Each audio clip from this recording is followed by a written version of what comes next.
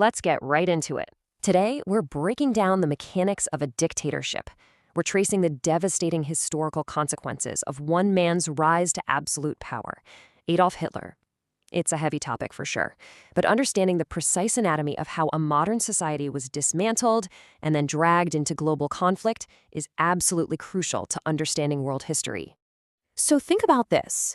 How exactly does one failed artist become the most feared dictator in human history? It's a staggering question.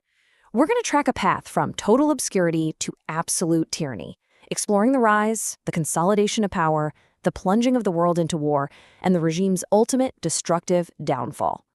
Section 1. From Artist to Radical Soldier. Born in Austria in 1889, his early dream of becoming an artist was completely shattered by a rejection from the Vienna Academy of Fine Arts. And this profound failure led to a really harsh life of aimlessness in Vienna. He spent years just surviving on the absolute margins of society, literally scraping by selling cheap watercolor postcards on the street. But then, the outbreak of World War I completely shifted his trajectory. Finding a sudden sense of purpose, he joined the German army, experienced the brutal reality of the trenches, and actually earned medals for his service. But here's the real turning point. Germany's ultimate defeat in 1918 and the punishing, humiliating terms of the Versailles Treaty. That acted as the true catalyst, radicalizing him and twisting his worldview into something highly aggressive and incredibly dangerous. Section 2. The Path to Absolute Power. His calculated opportunism kicked off by joining the obscure German Workers' Party, rapidly transforming it into the Nazi Party. Now, following a forceful but totally failed coup in the 1923 Beer Hall Putsch, he shifted tactics. He brilliantly yet ruthlessly exploited the massive public desperation caused by Weimar Germany's crippling hyperinflation and economic collapse. Through aggressive electioneering, this maneuvering culminated in him legally, yes, legally, being appointed chancellor in 1933. But let's briefly zoom back to that failed 1923 putsch. His resulting prison sentence didn't end his political career, it actually incubated it. Sitting behind bars, he wrote Mein Kampf. This ideological manifesto laid out, in print, the horrific worldview, the deep-seated hatred, and the aggressive expansionist goals that would very soon plunge all of Europe into darkness. Section 3. Forging the Third Reich.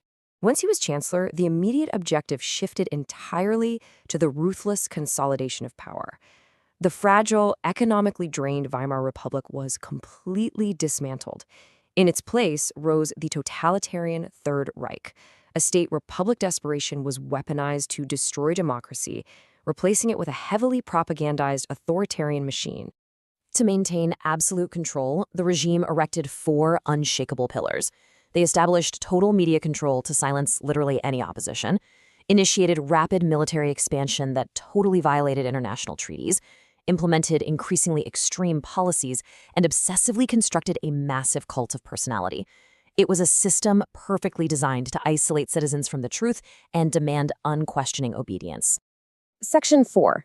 The Plunge into Global War. This aggressive military expansionism didn't stay internal for long. It soon crossed physical borders. It began with the annexation of Austria in 1938, but the true breaking point arrived with the invasion of Poland in 1939, officially igniting World War II. Early, stunning victories, like the fall of France in 1940, really emboldened the regime, leading to a massive escalation, the opening of the Eastern Front in 1941 with Operation Barbarossa.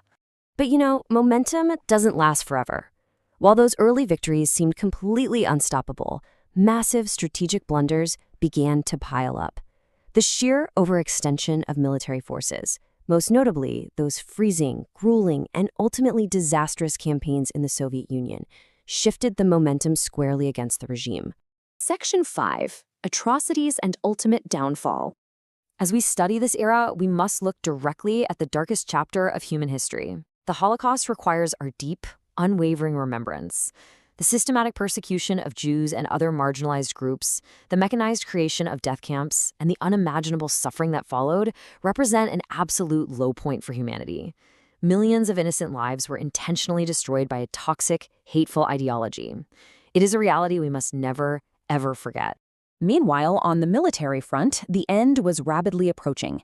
Allied forces were relentlessly advancing from the west, while Soviet forces closed in hard from the east. Facing a massive loss of occupied territories and deteriorating physical and mental health, the dictator's world shrank to a state of paranoid isolation in the Führerbunker, deep beneath the rubble of a ruined Berlin. The regime effectively ended in April 1945. With Soviet troops advancing literally just blocks away, events unfolded rapidly in that bunker. A rushed marriage to Eva Braun, followed immediately by their suicide. The discovery of their bodies marked the definitive, ignominious collapse of the dictatorship. Section 6. The cost of unchecked power. Millions. This single, staggering figure represents the completely incomprehensible human cost of the war. We're talking millions of soldiers lost on battlefields, millions of civilians killed in the crossfire, and millions of innocent victims of genocide. It is the ultimate testament to exactly why we must confront and study this history. This remains one of history's most critical topics because of the stark warnings it leaves behind. We have to understand the terrifying dangers of extremism and recognize the sheer power of propaganda to manipulate a desperate public. Above all, it highlights the absolute necessity of robust democratic institutions and the constant need for critical thinking among all of us as citizens. History remembers Adolf Hitler not for greatness, but as a warning of what can happen when hatred, propaganda, and unchecked power are allowed to flourish.